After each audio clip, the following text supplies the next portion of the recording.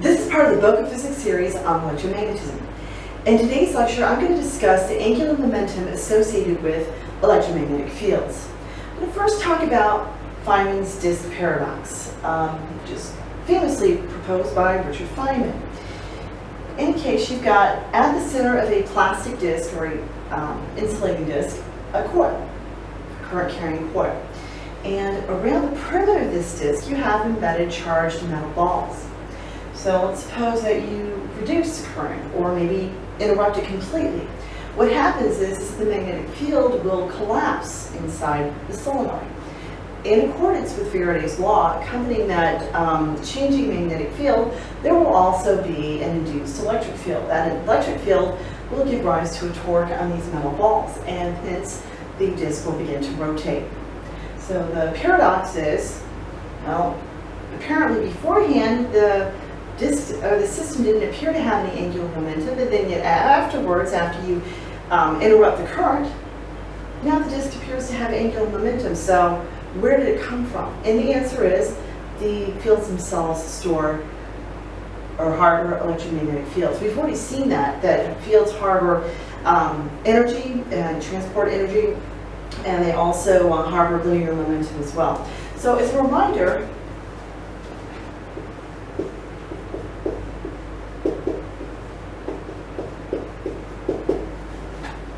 the linear momentum density is equal to the Poynting vector divided by c squared.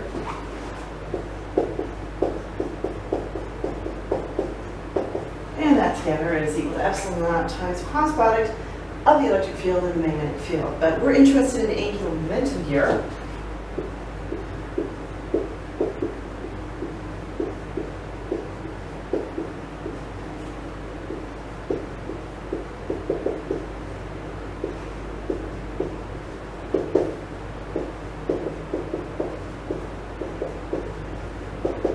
And that's equal to the cross product of the position or radius vector and the linear momentum density, and that's equal to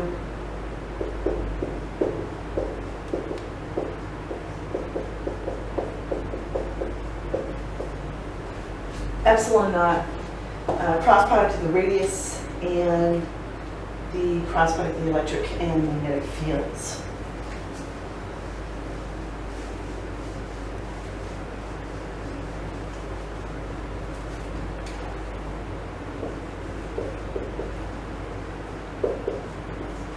I'm just going to work out one example in today's lecture, basically because it's so long. But it is,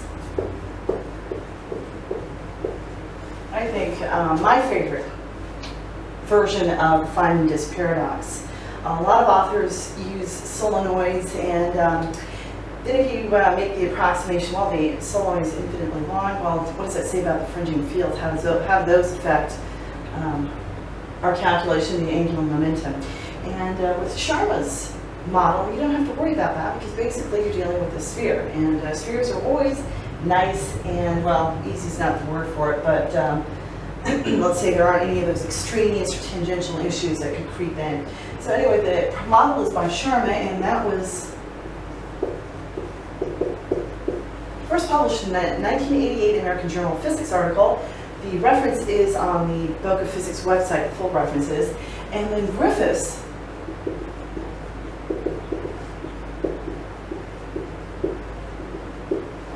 proposed an extension to Sharma's model in the 1989 American Journal of Physics article.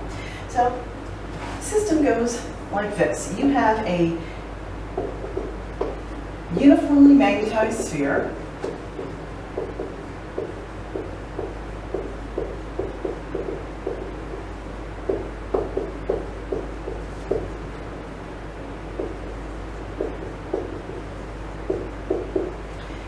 Station will assume points in the z direction, and it bears surface charge density sigma.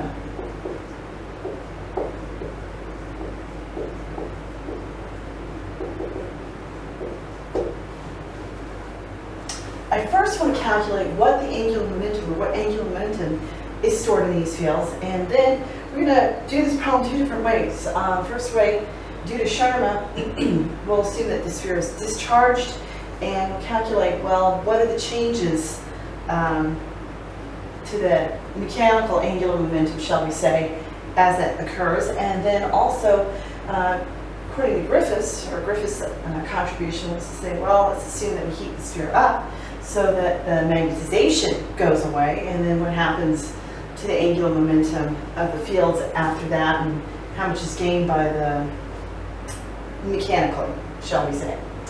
Okay, so the first order of business is to write down what are the electric and magnetic fields. Well, this is going way back to the beginning of the semester. The electric field, due to a sphere that bears surface charge density sigma, well, we can write that down immediately. Electric field vanishes inside and outside.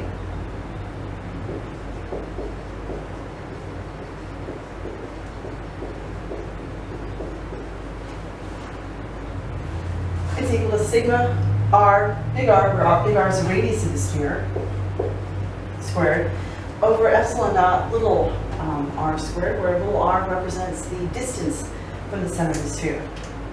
Okay, so magnetic field. We've done this problem as well earlier this semester, calculating the magnetic field due to a uniformly magnetized sphere.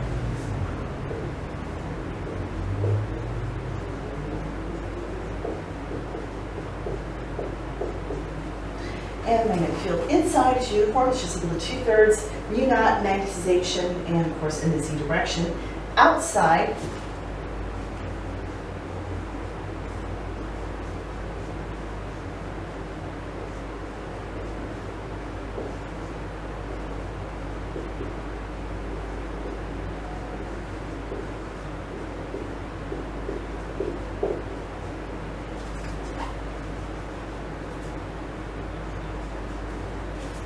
the magnetic field behaves like that due to a simple magnetic dipole.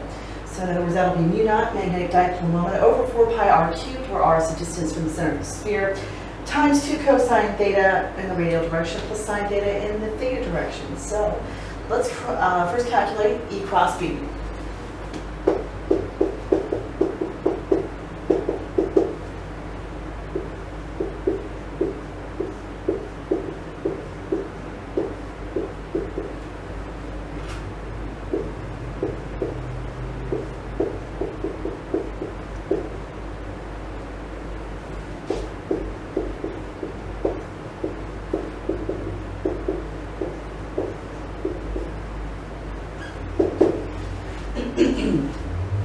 Since the electric field vanishes inside, we just need to concern ourselves with the fields outside of the sphere. So I'm going to move all the factors out front. So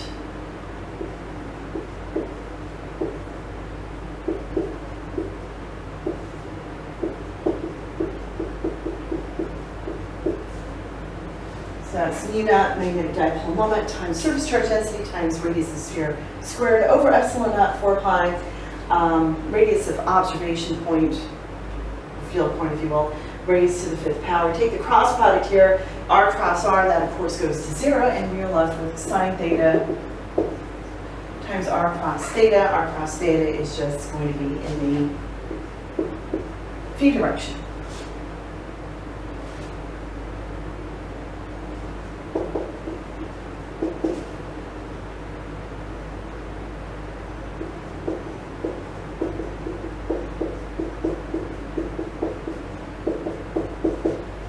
Calculate my angular momentum. So we got a factor of epsilon naught that will cancel with that one in the denominator.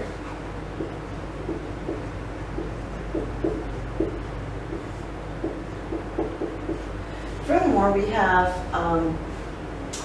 the radius vector and, or position vector if you prefer.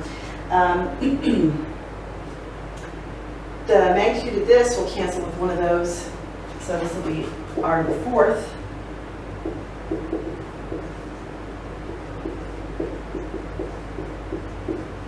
And then we'll be left with the cross product of the unit vectors, radial and phi directions, and that'll just be equal to minus theta.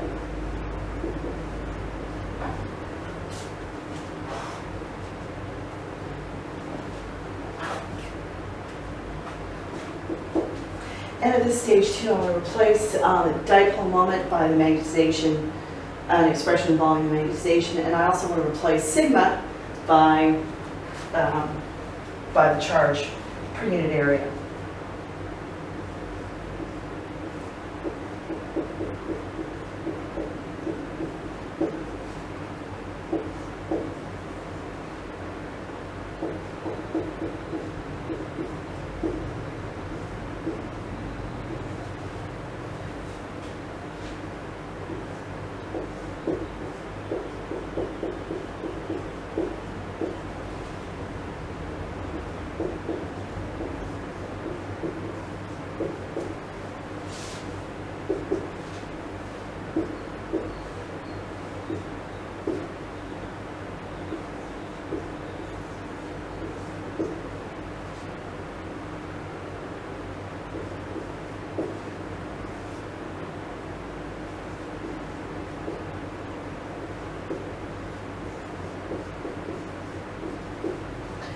So we'll be left with, for the angular momentum density, mu naught times the magnetization times the total amount of charge in the sphere times the radius of the sphere cubed over 3 to the r to the 4th power times sine theta and minus theta direction. So that's the density, but it's the angular momentum itself I want to calculate. So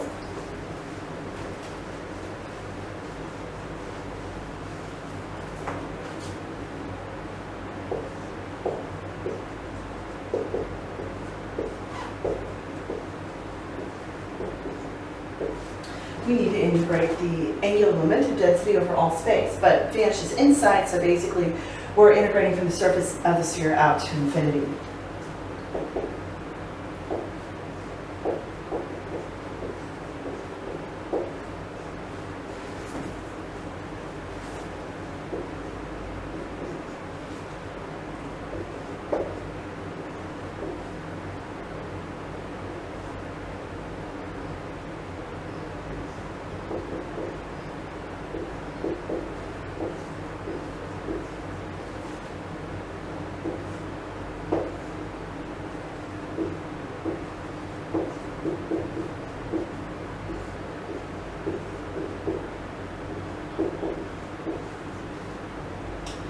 Okay, so I'm just going to make a note about, if you look at the theta direction, that has x, we write in x, y, and z components.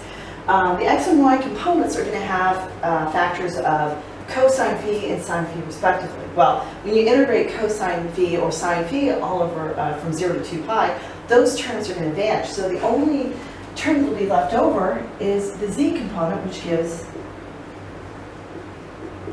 sine theta in the z direction. So basically, minus theta direction, the only resulting term component left over will be sine theta in the z direction. Okay, so then we'll have another factor of sine theta here. So we sine squared theta, and this will be in the z direction. I can do the integration over the phi immediately. That gives me a factor of 2 pi. And I did leave off 4 pi over there, and we'll do that. Okay, so this is z direction. Pull all the factors out in front.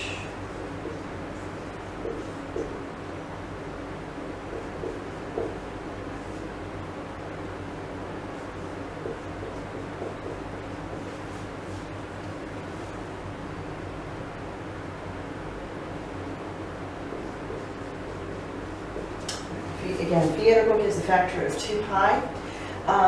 The integration over the radial direction will have dr essentially over r squared, but that'll give 1 over r, minus 1 over r, but we're integrating from r to infinity, so that gives us a factor of 1 over r here. And then last but not least, we will have the integral of sine cubed theta d theta, and that gives me a factor of 4/3.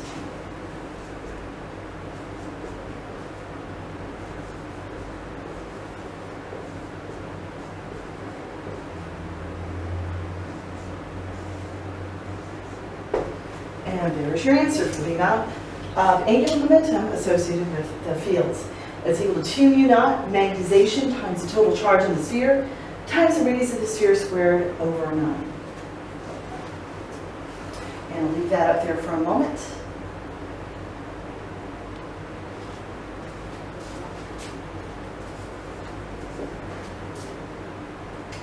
And I'll erase some of this to give myself a little bit more room.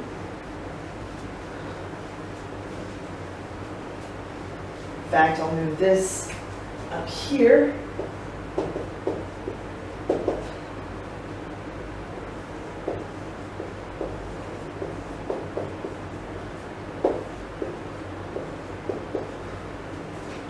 And we'll erase the rest of this, and we'll get into the next stage of the problem.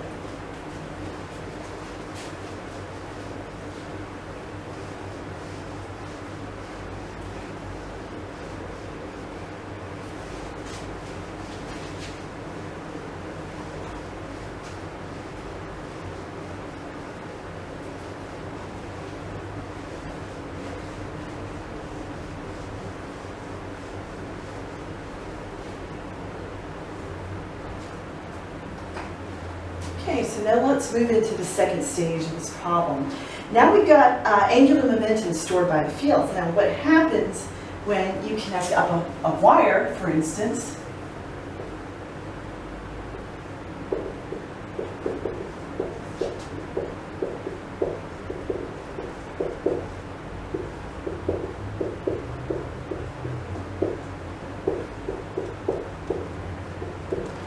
discharge the sphere. So I'm going to hook it up to the North Pole, and I'm going to let it go slowly enough. So therefore, the fields are going to change, and as a consequence, the angular momentum stored in the fields is going to change.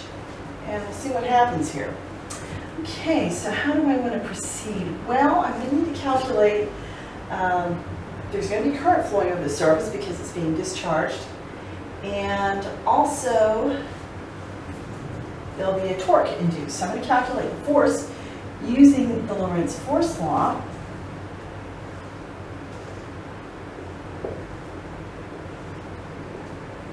But the first order of business is to figure out how much charge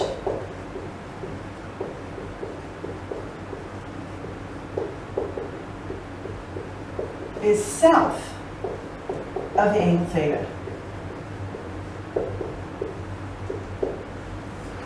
Okay? By doing that, I'll be able to come up with an expression for the current that flows from from south to north. We'll call that charge Q sub S, and it's equal to sigma integrated over the surface of the sphere up to theta. Okay, so this is Q over 4 pi r squared, 0 to 2 pi d phi, theta to pi. So we're not going to go from 0 to pi, we're going to go from theta to pi. R squared sine theta prime d theta prime. Okay, so this r squared will cancel with this one. The phi integration will give me a factor of 2 pi. And basically, I think I'd rather call this lowercase q, not just big Q. So this will be q of t over 2.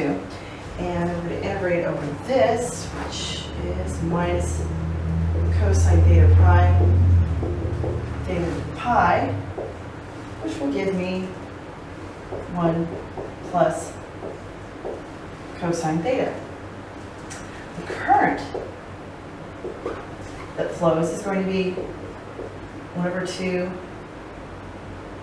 minus dq by dt, 1 plus cosine theta. Okay, so the current is going to be distributed uniformly over the, it's going to flow uniformly, so we need to calculate what is the surface current density.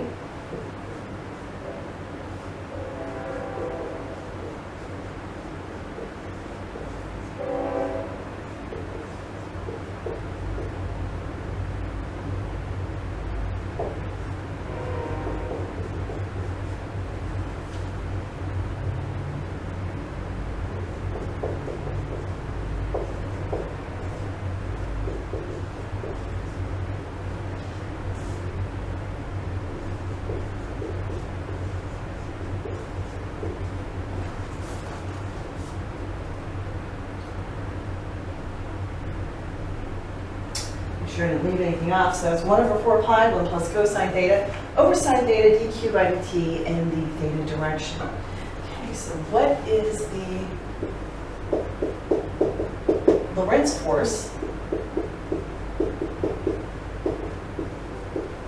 Well, that's equal to cross product of K and the magnetic field and times the surface element.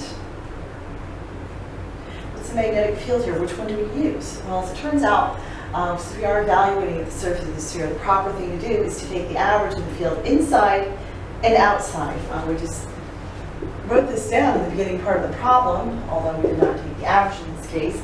So inside the sphere,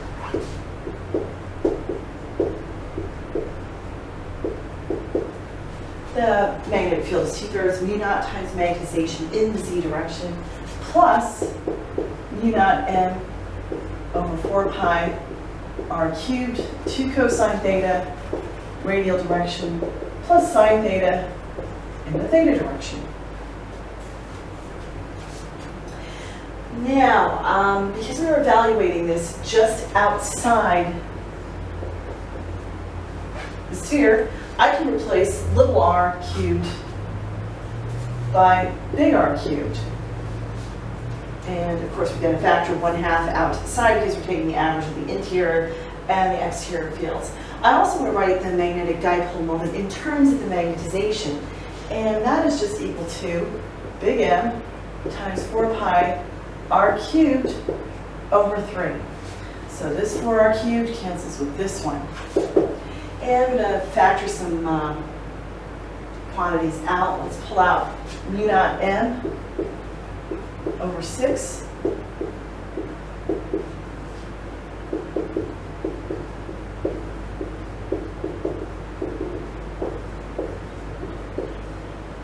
And we'll have 2 in the z direction plus 2 cosine in the radial direction plus sine theta in the theta direction. Now I need to calculate dF. I'm going to take the cross product of the surface current density and the magnetic field.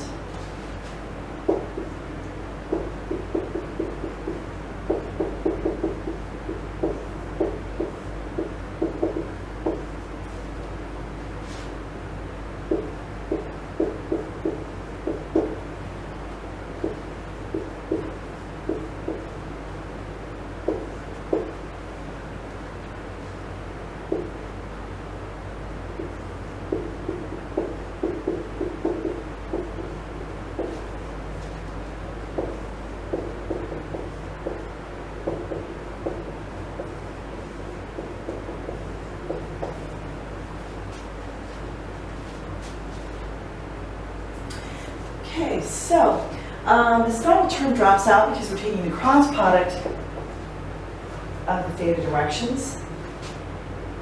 But it really is the torque that I'm after. And the torque is just the cross product of R and dF. And also I don't want to leave off this factor, the surface element dA. Now because we are evaluating this expression at the surface of the sphere, we're going to be doing the integral over it, I can replace this by big R in the radial direction, so that big R will cancel with that one.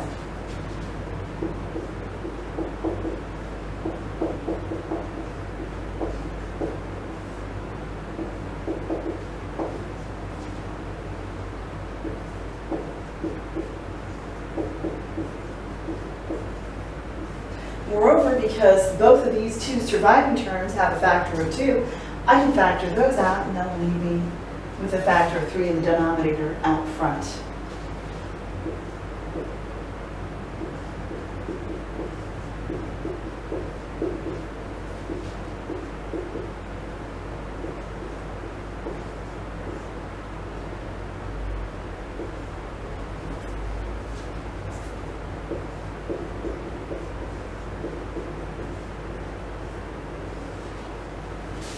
I can use back minus cap to determine what each of these triple products is.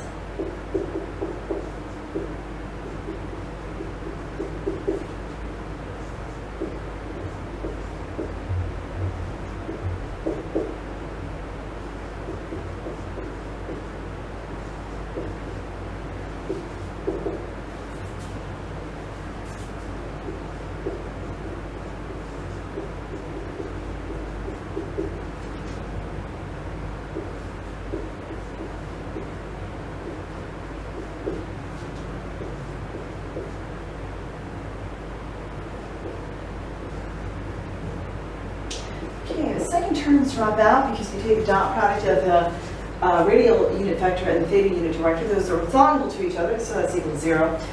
This first term is going to give me cosine theta when I take the dot product of the r and the z directions. The second one, of course, just gives me theta direction.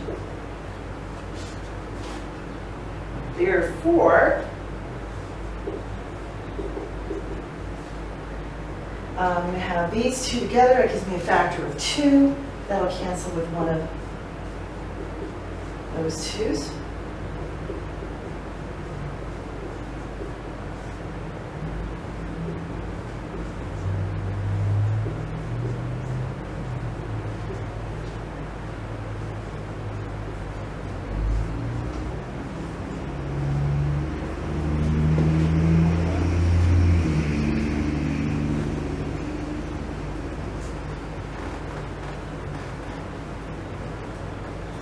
Now it's the total torque that I'm after that acts on the sphere, so I need to integrate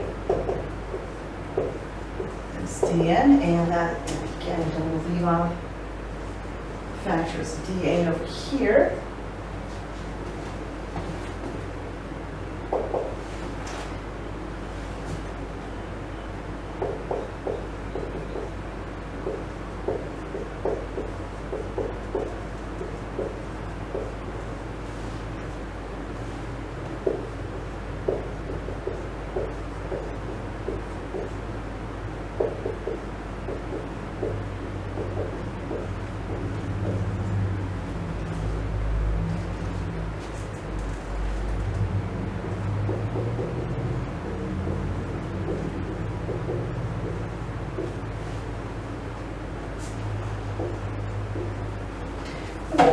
This is 1 over 2 pi dq by dt, v naught m over 3, integral from 0 to 2 pi in the phi direction, 0 to pi in the theta direction, r squared sine theta, d theta 1 plus cosine theta over sine theta in the theta direction. Now, remember, of course, that these unit vectors do depend on location, so we need to write it in terms of its Cartesian coordinates. However, note that the x and y components will have factors of cosine and phi and sine phi respectively. So when I integrate from 0 to 2 pi, those components will drop out, and I will just be left with minus sine theta in the z direction. So this cancels with this. So we got dq over dt, mu naught m over 3 minus sine out front. And I also have a factor of r squared, 0 to pi, d theta,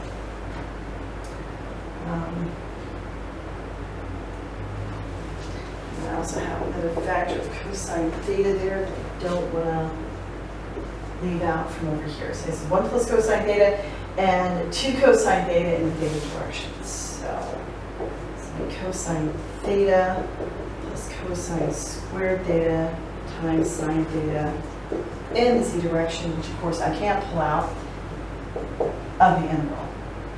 Okay, so let me just clarify again. I had a factor of cosine theta here and theta direction in each of these terms, and got cosine theta here. I have 2 because I'm adding those up. That'll cancel with half of the 4 pi in the denominator.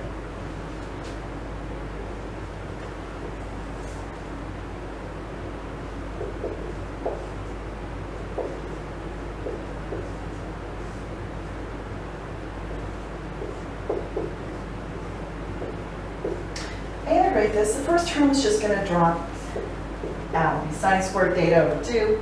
Evaluated at 0 pi, that's just 0. The second term, however, the first term will give me 1/3, and then the second term will give me minus 1/3. So this is going to give 2/3 altogether. And we wind up with minus 2 mu naught m r squared over 9 dq by dt. Almost there, not quite, because we needed to figure out what the angular momentum is. We know what the torque is acting on the sphere, but what is the angular momentum?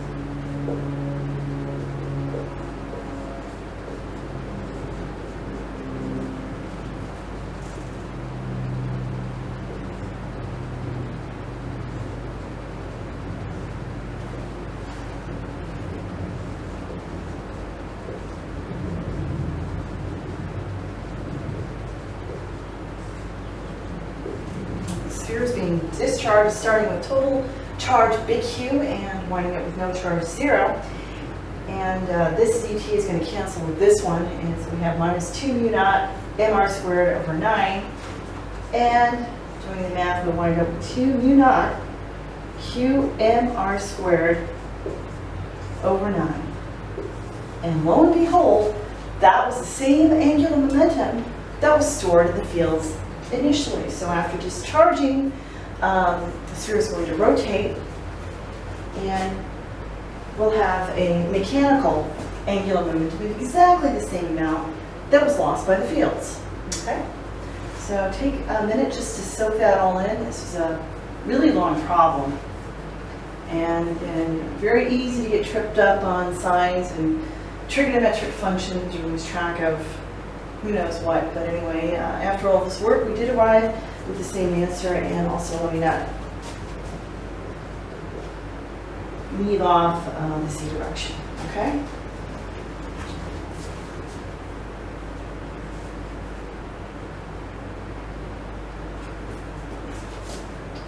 So let's press on. Now that we've seen one way of causing the field to collapse, now let's look at this problem from a different perspective, that of changing the magnetization of the sphere as opposed to discharging the sphere.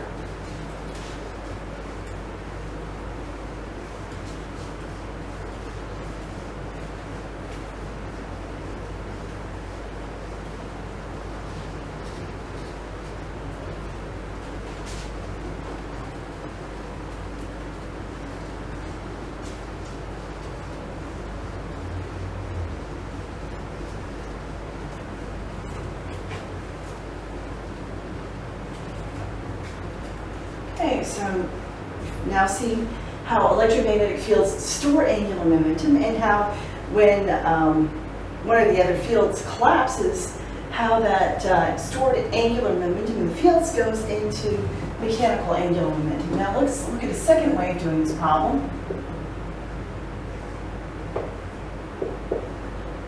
Let's suppose that we remove the magnetization of the sphere by heating it up.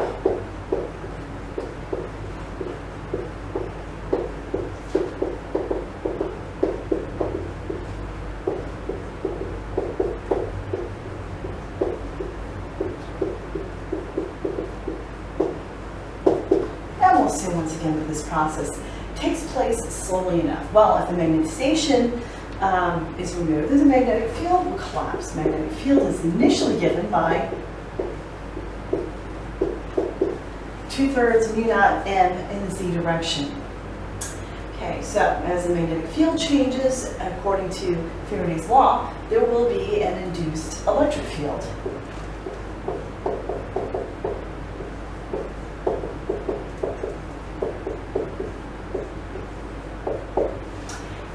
Integrate around this circle. The radius of that circle is r sine theta, so all the way around will give me 2 pi r sine theta e. And on the right hand side,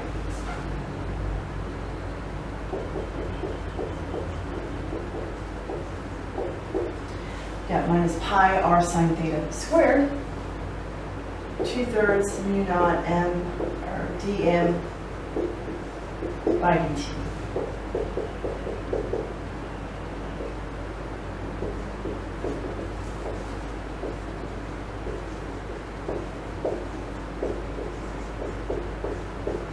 Therefore, the induced electric field will have value minus r sine theta over 3 mu naught dm by dt in the phi direction. Well, we want to calculate the angular momentum, but before we do that, we need to figure out what the torque is. Before we do that, we need to figure out what force is going to act on the sphere. So let's take a small patch surface, and the force that acts on that small patch surface is equal to sigma times the electric field times dA.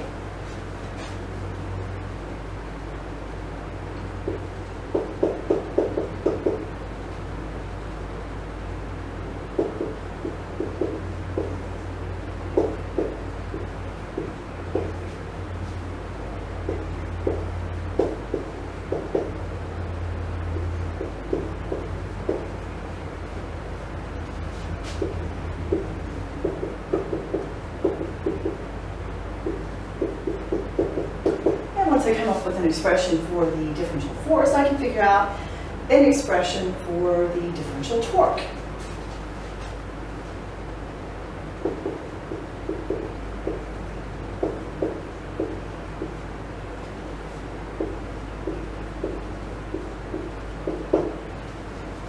Okay, so one of these is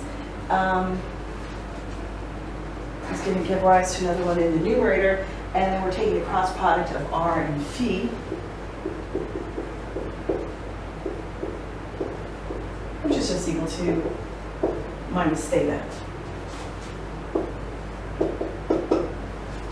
We're going to integrate this over the surface of the sphere.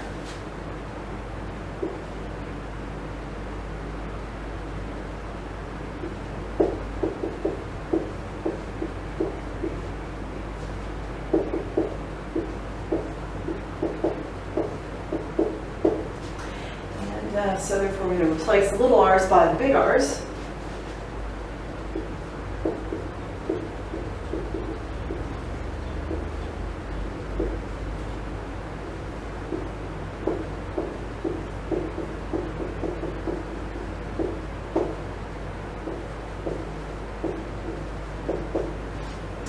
And I'll replace sigma by q over 4 pi r squared, and then we also have minus theta directions. So that is equal to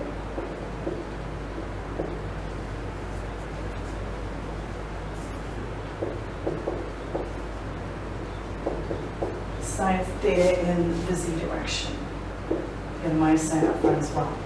Okay? Because once again, when you integrate over the phi coordinates, again, theta has cosine phi in its x component, sine phi in its y component. So those integrate to 0 and go from 0 to 2 pi.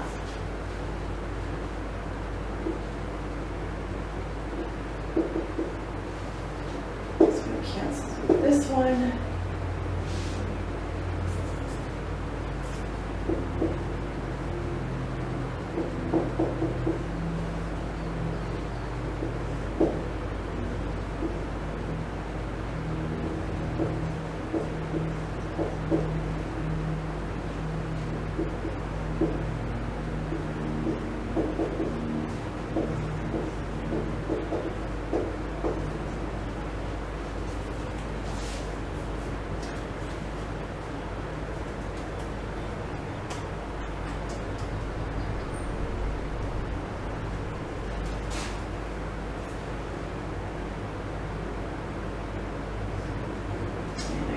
That 3 in there as well.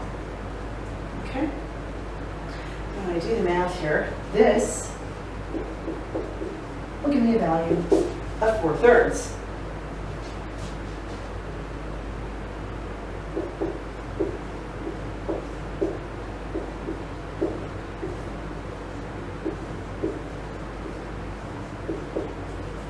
And so I wind up with an expression of the torque that is equal to minus 2 mu naught qr squared over 9 dm by dt, and that will be in the z direction.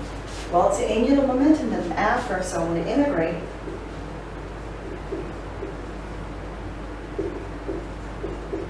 the torque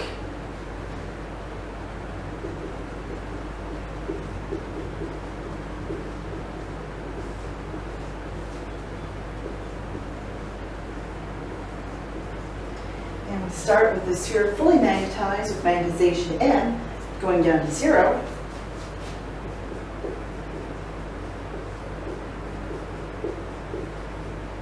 And lo and behold, once again, we wind up with the same answer, which is truly remarkable considering how the way the fields were collapsed was completely different in these two cases. I still wind up with an angular momentum of q mu naught qr squared over 9 times m in the z direction. So there's your answer. Angular momentum is a little bit cleaner to work through than linear momentum because there's no such thing as hidden angular momentum.